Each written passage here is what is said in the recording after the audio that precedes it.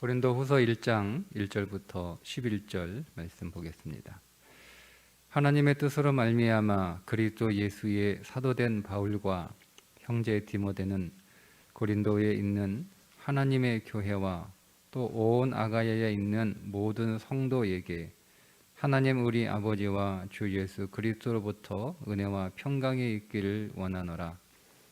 찬송하리로다. 그는 우리 주 예수 그리스도의 하나님이시요 자비의 아버지시요 모든 위로의 하나님이시며 우리의 모든 환난 중에서 우리를 위로하사 우리로 하여금 하나님께 받는 위로로서 모든 환난 중에 있는 자들을 능히 위로하게 하시는 이시로다. 그리스도의 고난이 우리에게 넘친 것 같이 우리가 받는 위로도 그리스도로 말미암아 넘치는도다. 우리가 환난 당하는 것도 너희가 위로와 구원을 받게 하려는 것이요 우리가 위로를 받는 것도 너희가 위로를 받게 하려는 것이니 이 위로가 너희 속에 역사하여 우리가 받는 것 같은 고난을 너희도 견디게 하느니라. 너희를 위한 우리의 소망이 견고함은 너희가 고난에 참여하는 자가 된 것 같이 위로에도 그러할 줄을 알미라. 형제들아, 우리가 아시아에서 당한 환난을 너희가 모르기를 원하지 아니하노니 심에 겹도록 심한 고난을 당하여 살 소망까지 끊어지고 우리는 우리 자신이 사형 선고를 받은 줄 알았으니 이는 우리로 자기를 의지하지 말고 오직 죽은 자를 다시 살리시는 하나님만 의지하게 하심이라. 그가 이같이 큰 사망에서 우리를 건지셨고 또 건지실 것이며 이후에도 건지시기를 그에게 바라노라.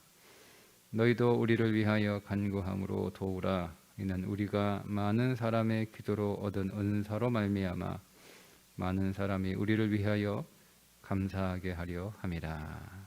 아멘. 고린도 후서는 바울 사도가 고린도 교회에 보내는 성경에서는 두 번째 편지입니다. 그런데 고린도 후서의 내용을 이렇게 쭉 읽어보면 고린도 교회의 그 사도 바울이 이것 말고 두 번 정도 더 편지를 썼던 것 같아요. 그러니까 우리에게 남아있는 것이 두 편밖에 없어서 고린도 전서, 고린도 후서 이렇게 쓰고 있습니다. 고린도 교회에 어떤 문제가 있다라고 하는 소식을 듣고 고린도 전서를 보내요. 써서 보내요. 그런데 그 편지를 써서 보냈는데도 상황이 나아지지 않습니다. 그래서 고린도 교회를 방문하려고 했던 계획을 가지고 있었으나 그 계획보다 앞당겨서 고린도 교회를 방문합니다. 그 방문을 눈물의 방문이라고 부릅니다. 이렇게 눈물로 고린도 교회를 방문해서 교인들 과 함께 그 문제를 갖고 씨름하고 기도했으나 그 문제가 잘 해결되지 않아요. 그래서 다시 돌아와서 고린도 교회를 떠나서 쓴 편지가 고린도 후서입니다. 고린도 후서에 보면 이제 바울의 사도권에 관한 문제가 논쟁이 되는데 추천서를 가지고 고린도 교회 안에 들어온 소위 말하는 거짓 선지자들이 우리는 봐라, 추천서가 있다는 거예요. 근데 바울은 추천서 본 적이 있냐? 바울은 추천서도 없고 그런 추천서가 없는 사도이니 자신이 스스로 사도라고 말하는 것이지 그가 진정한 사도는 아니다. 이렇게 바울의 사도성을 부정하는 사람들이 교회 안에 나타나기 시작합니다. 그런데 사람들이 그 말을 솔깃하는 거예요. 왜냐하면 이 사람들은 추천서가 있는 거예요. 추천서가 예루살렘의 추천서였겠죠.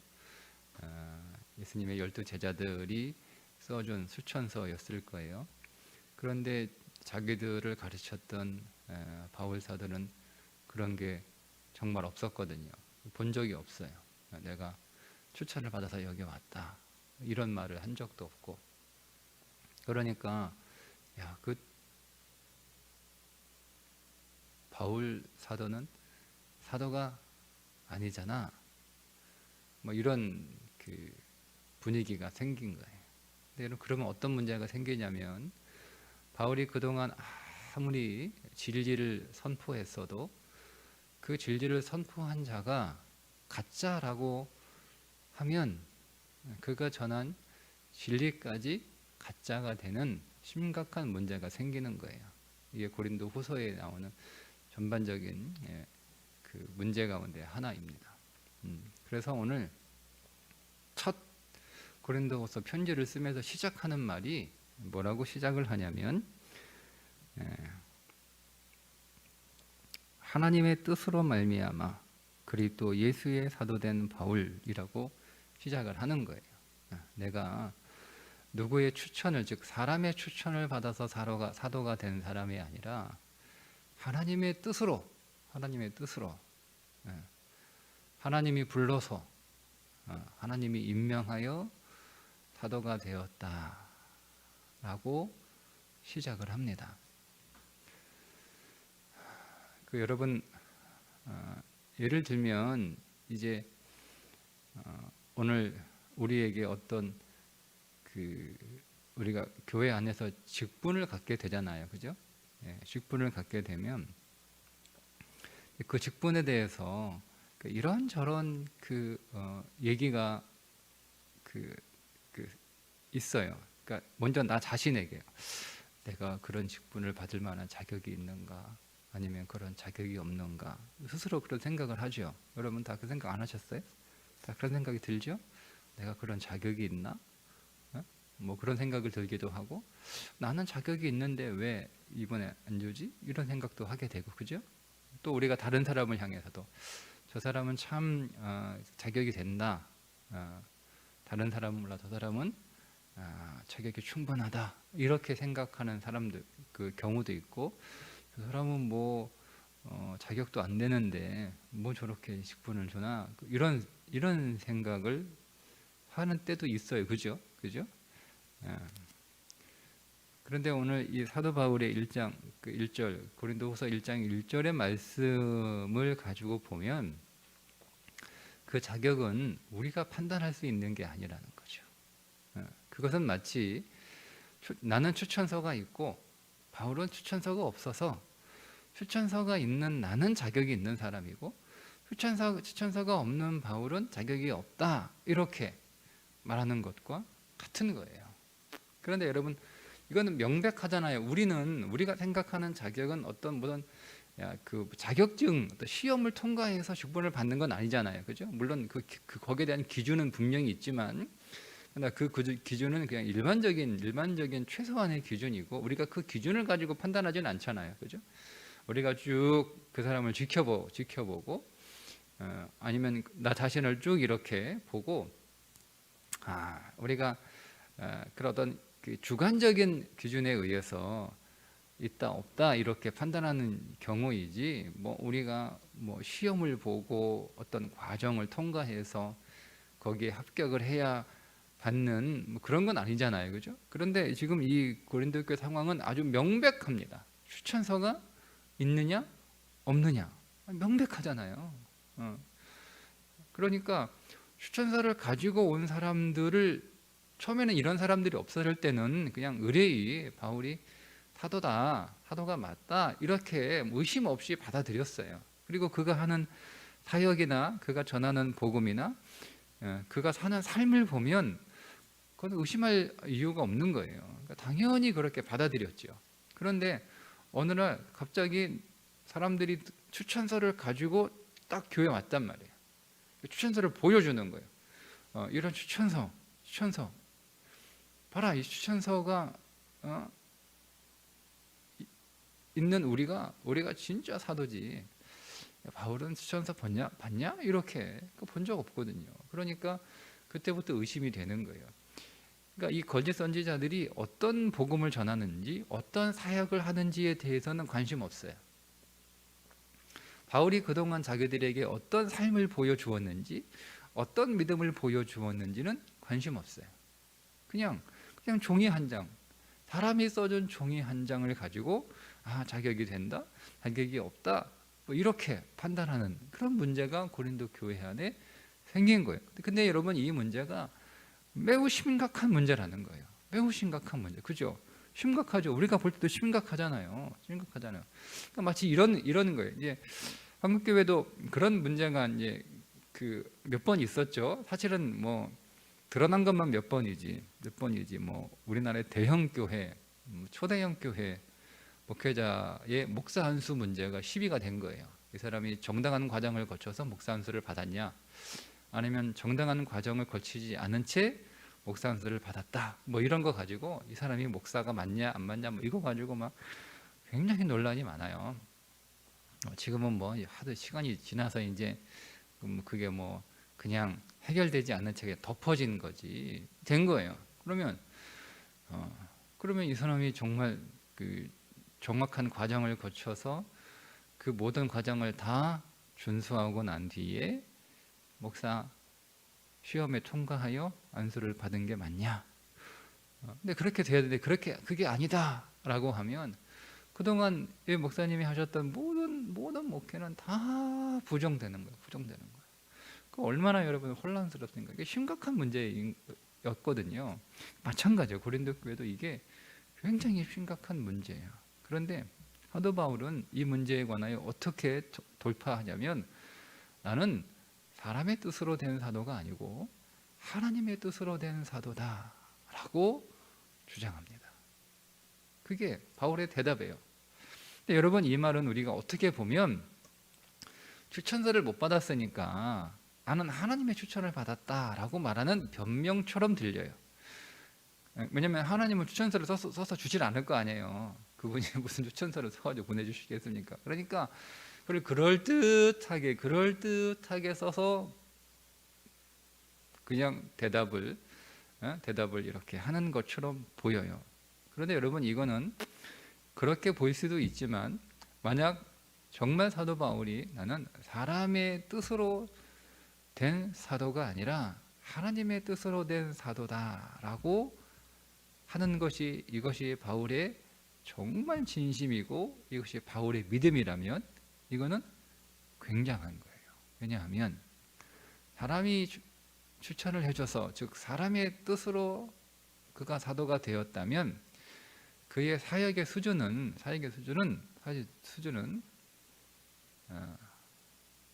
어디가 한계예요? 사람이 한계예요. 사람이 한계. 네. 그러니까 나를 사도로 세운 사람. 그러니까 이 사도 바울이 만약에 예루살렘의 지도자, 뭐 야고보가 추천서를 썼거나, 아니면 뭐 베드로가 추천서를 썼거나, 아니면 자기를 늘 응원해 주었던 뭐 바나바가 추천서를 썼거나, 뭐 이렇게 해서 그 사람들의 추천으로, 그 사람의 뜻으로 내가 보니 당신은 사도가 될 만하니까 사도의 직을 수행해야 하는 게 맞다, 뭐 이렇게 해서 바울 사도가 사도의 길을 이렇게 걷게 되었다면, 자기를 추천해 준 야고보나 베드로나 바나바 그 이상을 뛰어넘을 수 없어요. 그런데 나는 사람의 뜻으로 사도가 된 것이 아니라 하나님의 뜻으로 사도가 되었다라고 고백을 하게 되면 그의 사역은 사람의 수준을 뛰어넘는 거예요. 그러면 그는 누구를 위해서 사역하는 거죠? 하나님을 위해서, 하나님의 뜻을 위해서, 하나님의 말씀을 좇아서 가는 거예요. 그렇게 하나님의 뜻을 좇아 그가 사도의 길을 걸어갔기 때문에 그 하나님께서 가라고 명령하시는 그 길 위에서 당하는 모든 고난을 바울은 다 받은 거예요. 이게 이게 지금 바울이 뒤에 사실은 이 얘기를 하면서 뭘 얘기하면 두 가지 오늘 얘기하잖아요. 하나는 위로고 하나는 환난이에요. 근데 그 위로를 먼저 얘기하는데 그 위로를 얘기하는 그 이유가 뭐냐면 그 모든 그리스도인들에게는 환난이 있다는 거예요. 바울이 로마서 8장에서 우리가 하나님의 상속자인데, 우리가 하나님의 상속자이면 우리가 그리스도와 함께 고난도 함께 받아야 한다라고 분명하게 얘기를 하죠. 그러니까 우리는 그리스도가 오늘 우리 안에 들어오심으로 인하여 우리는 두 가지를 상속받는 거예요.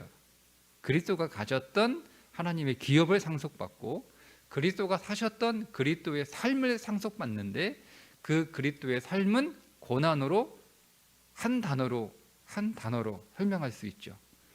근데 우리는 그리스도가 오늘 우리 안에 들어오신 것에 관하여 하나님의 기업을 상속받는 것에 대해서는 너무 좋아요. 그리스도가 받으신 그 하나님의 모든 좋은 것들을 우리가 다 받게 되었다라는 것은 너무 좋아요. 그런데 그건 좋아하는데 그리스도가 받은 그 고난, 그리스도가 사셨던 그 삶도 우리가 상속을 받는 거거든요. 우리가 그 삶을, 그 고난의 삶을 상속받는다라고 하는 것은 거부하고 싶은 거예요. 그런데 이거는 분리할 수가 없는 거예요. 분리할 수가 없는 거예요.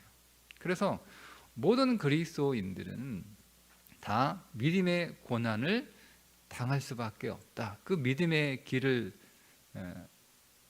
걷는다면 그 길에서, 그 길에 있는 고난을 우리가 당하는 것은 당연하다. 이것이 바울의 기본적인 생각이었어요. 그래서 오늘 고린도 교회에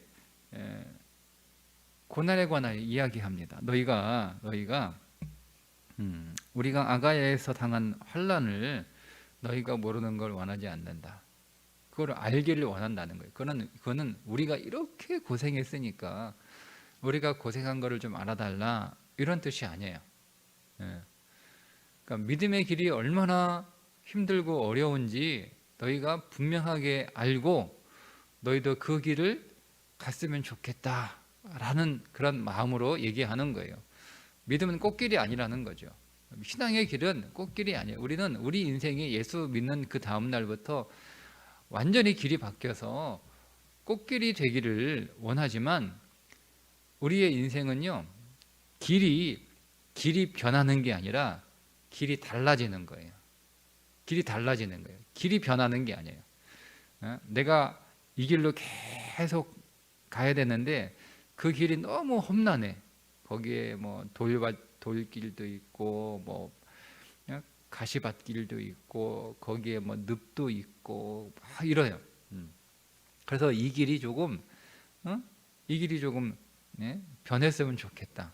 이스라엘 백성들이 홍해를 건넜을 때 그 홍해가 싹 갈라져서 바닥이 드러나는 것처럼 그 바닥이 분명히 뻘일 텐데 그 뻘이 마른 땅이 되잖아요. 그런 것처럼 내 인생이 막 바다가 놓여 있고 질퍽질퍽하고 발이 빠지는, 그래도 한번 빠지면 뭐 발을 뺄 수도 없는 그런 발목 잡히는 그런 길이 아니라 아주 마른 땅으로 변했으면 좋겠다. 그죠? 근데 우리는 길이 다른 거예요. 길이 다른 거예요. 다른 길로 가는 거예요. 다른 길로 가는 거예요. 예. 내가 가고 싶은 길, 사람들이 많이 가는 길, 그 길이 아니라 좁은 길로 가는 거예요. 좁은 길로. 길이 바뀌는 거예요. 그게 예수 그리스도가 말씀하신 내가 곧 길이요 할 때 주님이 길이잖아요. 주님이 길이면 주님이 가시는 그 길을 따라가는 게 예수 믿는 거예요. 주님이 가신 길을 나도 가는 게 그게 예수 믿는 거잖아요. 그게 내가 주님을 따라가는 거잖아요.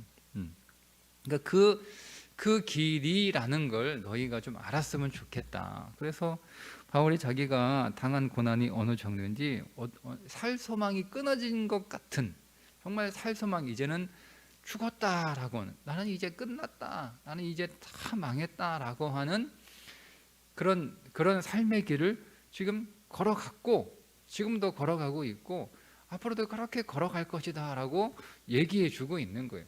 그런데 바울이 그런 길을 갈 수 있었던 이유가 뭐냐면 사람의 뜻으로 세워진 사도가 아니라 하나님의 뜻으로 세워진 사도라고 하는 믿음의 확신이 있었기 때문에 그러는 거예요. 만약에 누군가가 예루살렘의 누군가가 바울에게 사도직을 권해서 자, 사도직을 좀 맡아주세요. 사도의 일을 좀 해주세요. 여러분 이렇게 했다면 바울은 고민을 많이 했을 거예요. 내가 이 길을 가야 되나? 왜냐하면 자기는 이 길을 가야 하는데 예루살렘에 있는 다른 사도들은 그 길을 안 가고 있는 것처럼 보일 거 아니에요. 지금 여러분 바울이 걷던 그 길을 우리가 성경의 기록으로만 보자면 물론 순교를 당하는 그런 사람들도 있었지만 그러나 사람은 자기가 제일 고생하는 것처럼 느끼잖아요. 그죠? 사람은 자기가 세상에서 제일 힘든 것처럼 그렇게 느껴요. 그러니까 내가 제일 고생한다 이거. 내가 제일 힘들다 이거예요. 내가 제일 일을 많이 한다. 이런 생각을 다 사람들은 갖게 돼 있어요. 그러니까 보니까 정말 예루살렘에는 사도라고 하는 사람들은 그냥 거기 앉아가지고 편안하게 사역하는 것 같고 나는 막 여기저기 막 돌아다니면서 뭐 온갖 고생 다 하고 있는 거 보니까 내가 이렇게까지 해야 되나? 라고 하는 생각이 분명히 들어요. 사람이 나를 세웠다라고 생각하면. 그런데 바울은요, 사람이 나를 세운 것이 아니라 하나님이 나를 세우셨다라고 하는 그런 믿음 그런 무게가 있는 거예요. 자기의 하도직에 대한 무게감을 느끼는 거예요. 여러분 우리에게 주어진 그 직분에 관한 무게감을 얼마나 느끼고 있나요? 쉽게 질 수 있는 게 아니에요. 쉽게 그냥 그렇게 가벼운 게 아니란 말이에요. 그거는 매우 무거운 거예요. 매우 무거운 거예요. 근데 그게 왜 무겁냐면 일이 많아서 무거운 게 아니고 하나님이 내게 주신 직분이라고 하는 그 믿음이 있을 때 그게 무거워지는 거지. 이거 뭐 사람이 주는 거야. 사람이 목사가 결정해서 주는 거예요. 당회가 결정해서 주는 거예요. 뭐 이렇게 생각하면 여러분 우리는 그거를 이렇게 무겁게 줄 수 없어요. 졌다가 그냥 내려놓고 내가 또 내려놓다가 질만 하면 또 다시 지고 또 무거우면 또 내려놓고 이렇게 살아갈 수밖에 없는 거죠. 그래서 바울이 이거를 먼저 시작하는 거예요. 나는 하나님의 뜻으로 사도가 되었다라고 하는 거예요. 나는 추천사가 필요 없는 사람이다라고 얘기하는 게 아니라 나는 그렇게 내게 주어진 이 사도의 직분을 그렇게 무겁게 정말 무거운 정말 진지하게 이 사도의 직분을 내가 감당하고 있다라는 거예요.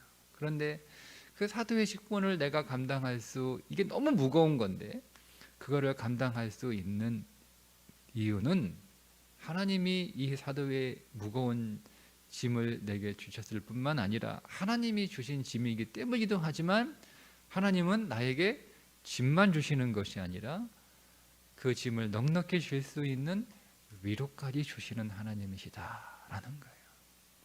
하나님은 오늘 여러분 그래서 직분을 누가 주었냐, 내가 직분을 누구에게서 받았냐에 따라 위로가 다른 거예요. 위로가. 사람이 위로할 수 있죠. 사람이 고생 많아요, 힘들죠, 참 대단합니다. 여러분 이렇게 위로할 수 있어요, 그렇죠? 근데 여러분 사람의 위로는요, 하나님의 위로와는 비교할 수 없어요. 오늘 하나님의 위로에 관하여 바울이 설명을 하는데 3절에 보니까 찬송하리로다. 그는 우리 주 예수 그리스도의 하나님이시요, 자 자비의 아버지시요. 자비. 여기서 이 자비라고 하는 단어가요, 내장이란데 내장. 보통 이것을 궁율, 자비 이렇게 번역을 하는데요. 여러분이 막 단장의 슬픔이라고 하는 걸 겪어보셨나요?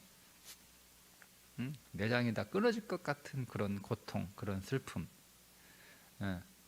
그런 슬픔을 겪어보시죠. 되게 그게 자식들에 대해서 그런 슬픔을 느껴요. 그게 자비예요. 그게 자비. 그러니까 여러분 그게 여러분 얼마나 큰 거예요. 응? 우리가 다른 사람에 대해서는 그런 그 슬픔을 느끼지는 않아요. 심지어 부부간에도 그런 슬픔을 느끼기는 쉽지 않아요. 근데 자식을 향해서는 자식이 힘들어하고 자식이 아파하고 그러죠. 만약 자식이 아파요. 그리고 여러분은 어때요, 여러분? 부모는 참 못 잡니다. 참 못 잡니다. 밥 못 먹습니다. 못 쓰게 밥을 먹어요. 자식이 아픈데. 어떻게 잠을 자요? 자식이 아픈데. 이거 못해요. 그게 자비예요. 그게 자비. 그래서 자비의 아버지라고 설명을 하는 거예요. 가위의 아버지란. 그러니까 그런 이 자비의 하나님께서 오늘 우리에게 주시는 그 위로는 어떤 위로냐? 모든 위로의 하나님. 모든이라는 말은 사실은 완전한이라요. 완전한 위로라는 뜻이에요. 완전한 위로. 그러니까 하나님이 오늘 우리에게 주시는 위로는 완전한 위로예요. 완전한 위로. 사람들이 우리에게 줄 수 있는 위로는요, 사실은 거의 말로 끝나죠. 그죠? 그건 뭐 나쁘다는 이야기가, 우리는 어쩔 수 없이 사람들을 위로할 때 그 사람이 어떤 큰 문제와 고통 가운데 있을 때 우리가 그 사람을 거기에서 건져줄 수 있는 힘이 없어요. 우리에게는 그런 방법이 없잖아요. 그죠? 그러니까 우리가 할 수 있는 건 사실은 그냥 말로 위로하는 것 말고는 할 수 있는 게 없어요. 그게 나쁘다는 게 아니라 그게 우리의 한계예요. 그냥 우리가 곁에서 그냥 같이 울어주고 함께 있어주고, 손 잡아주고, 뭐 그거 이상의 우리가 할 수 있는 게 없어요. 물론 그것이 위로의 상황에 있는 사람들에게는 굉장히 큰 위로가 되죠. 누가 내 곁에 같이 있어주는 것만으로도 우리에게는 정말 큰 힘이 돼요. 근데 우리가 할 수 있는 건 그게 최선이라는 거예요. 근데 하나님의 위로는 그렇지 않죠. 하나님의 위로는 실제적인 위로예요. 실제적인 위로. 그리고 거기서 그 문제에서 우리를 정말 꺼내주고 그 문제를 해결해 주시는 위로라고 하는 거예요. 그게 하나님의 위로라고 지금 바울이 고백을 하고 있습니다. 왜냐하면 그런 위로를 자기가 받았다는 거예요. 그런 위로를 내가 받았기 때문에 자기가 사람들에게 그 위로를 전해주는 통로가 될 수 있다라고 얘기하는 거죠. 그게 바울의 삶이에요. 내가 하나님의 뜻으로 사도가 되어 그 사도의 길을 걸어가고 있을 때 그 사도의 길은 마치 내 생명이 끊어질 것 같은, 살 소망이 없는 그런 힘들고 정말 고통스러운 환란이었지만 내가 그 길을 포기하지 않고 끝까지 지금 가고 있는 이유는, 첫 번째는 하나님이 그 길을 가라고 나에게 명령하셨기 때문이다라고 하는 거예요. 하나님이 내게 주신 사명이라는 거죠. 사도라고 하는 직분이 사람이 준 게 아니라 하나님이 내게 주셨다라고 하는 믿음이에요. 그런데 우리 하나님은 우리에게 그 무거운 짐만 주시고 나 몰라라 하시는 분이 아니라 그 짐의 무게보다 더 강하고 더 큰 그것이 때로는 무겁게 느껴지지 않을 만큼 큰 위로를 주시는 하나님이시다라는 거예요. 그러니까 내게 그 위로가 있어서 내가 그 길을 간다라고 하는 거죠. 그래, 여러분, 우리에게 주어진 직분이죠. 여러분, 이 직분은 교회의 직분이 아니라 우리에게 주어진 모든 삶이에요. 아버지로서의 삶, 아내로서의 삶, 어머니로서의 삶, 남편으로서의 삶, 부모로서의 삶, 자식으로서의 삶, 교회 안에서 우리가 받은 또 교회의 직분으로서의 삶, 우리가 세상에서 일할 때 우리의 직업을, 다 이게 직분입니다. 우리의 직분은 계속 그렇게 시야가 여러분 확장돼야 되는 거예요. 다 직분이에요. 부모 직분이죠. 이게 하나님이 우리 가정에서 나에게 주신 직분이에요. 남편, 이거 직분이죠. 하나님이 나에게 주신 직분이에요. 아내를 향하여 나에게 주신 직분이란 말이에요. 그렇죠? 나는 내 아내에게 남편이라고 하는 직분을 하나님이 나에게 주신 거예요. 이거는 내가 두 사람하고 결혼해서 했기 때문에 그냥 자동적으로 받는 직분, 사람이 준 직분이 아니라 하나님이 내게 주신 직분이라는 거예요. 여러분, 내가 이 아내라고 하는 직분을 하나님이 내게 주신 직분이라고 우리가 믿는다면 그건 정말 무거운 거죠. 그러니까 그 남편이 잘하든 못하든 내게 유익이든 혹은 내게 뭐 짐이 되든 이거 상관없는 거예요. 내 그 직분을 끝까지 감당할 수 있는 거예요. 그게 우리에게 있어야 되는 거예요. 예. 그게 없으니까 우리는 언제든지 그걸 벗어버릴 수 있는 거야. 이제는 그만하고 싶다. 부모 노릇 그만하고 싶다. 남편 그만하고 싶다. 이게 되는 거예요. 왜? 사람이 줬다고 생각하니까. 두 번째는 우리에게 뭐가 없냐면 위로가 없는 거예요. 위로가. 위로가 없는 거예요. 정확히 얘기하면 우리는 하나님이 내게 이 직분을 주셨다라고 하는 믿음이 없으니까 하나님으로부터 위로받을 생각을 못하는 거예요. 그러니까 우리는 누구에게 위로받고 싶은 거예요? 사람에게 위로받고 싶은 거예요. 왜? 사람이 이걸 준 거니까. 네? 그러니까 사람이 내게 남편이라는 직분을 준 거죠. 그죠? 사람이 내게 부모라고 하는 직분을 준 거예요. 사람이 내게 자식이라고 하는 직분을 준 거예요. 그러니까 사람이 준 거예요. 사람이 준 거기 때문에 우리는 누구에게서 위로를 요구하냐면 그 직분을 준 사람한테 위로를 요구하는 거예요. 그러니까 남편이 사람이 준 거잖아요. 그러니까 누구한테 위로받기 원해요? 아내한테 위로받으려고 아내에게 요구하는 거예요. 나를 위로해 달라. 그러니까 아내가 위로 안 해줘. 그럼 우리는 이제 나는 남편으로서의 할 도리를 안 해. 왜? 당신이 위로해 주지 않으니까. 이런 수준에 살아가는 거예요. 이런 수준에. 그러니까 여러분, 바울이 사람에게 위로를 요구하지 않았죠. 내가 이렇게 고생하는데 고린도 교회 교인들한테 내가 당신들에게 얼마나 고생했는데 너희가 나한테 그럴 수 있느냐, 이렇게 얘기하지 않아요. 내가 이렇게 고생하는데 예루살렘 사도들이 뭐한테 나 왜 안 알아주냐, 왜 나 왜 인정해주지 않느냐, 이렇게 하지 않습니다. 바울은 하나님이 이 직분을 내게 주셨으니까 위로도 하나님이 주셔야 되는 거예요. 하나님으로부터 위로를 받습니다. 그러니까 그 위로를 받는 거예요. 이게 사도 바울의 신앙 고백이에요. 신앙 고백. 여러분, 이것은 사도 바울만의 신앙 고백이 아니라 저와 여러분의 신앙 고백이 되어야 되는 거예요. 네. 하나님이 이 직분을 주셨어요. 근데 그 직분은 정말 무거운 거예요. 정말 무거운 거예요. 우리는 여러분 그 직분 앞에서 정말 진지하게 그 직분을 정말 감당할 수 없는 마음과 태도로 그 두 손으로 무겁게 받으셔야 됩니다. 무겁게. 그럴 때 우리는 하나님께 위로를 기대하는 거예요. 하나님이 주셨으니까. 위로도 하나님이 주시는 거예요. 그러니까 우리가 그 길을 계속 갈 수 있는 거죠. 교회의 직분도, 가정의 직분도, 이 사회의 직분도 우리가 그 길이 힘들어도 그 길을 끝까지 갈 수 있는 거예요. 오늘 예배를 통해서 하나님께서 오늘 우리에게 직분 주셨음을 우리가 다시 한번 깨닫고 다시 한번 우리 마음에 새기고 그 하나님께서 주신 하나님의 나라의 일을 위하여 우리에게 직분을 주심으로 초청하신 하나님께 얼마나 감사한 거예요. 감사한 거잖아요. 실로 감사한 거예요. 우리가 한 사람을 위한 직분이라 하더라도, 그죠? 한 사람을 위한 직분이라 하더라도, 그리고 그 사람이 오늘 우리의 기준에 볼 때 볼품없는 인생이라 하더라도, 그게 얼마나 귀한 거예요. 생명이잖아요. 우리가 그것을 하나님 앞에 감사할 수 있는 그런 믿음의 눈이 오늘 예배를 통하여, 그게 여러분 하나님 만나셔야 그게 되는 거예요.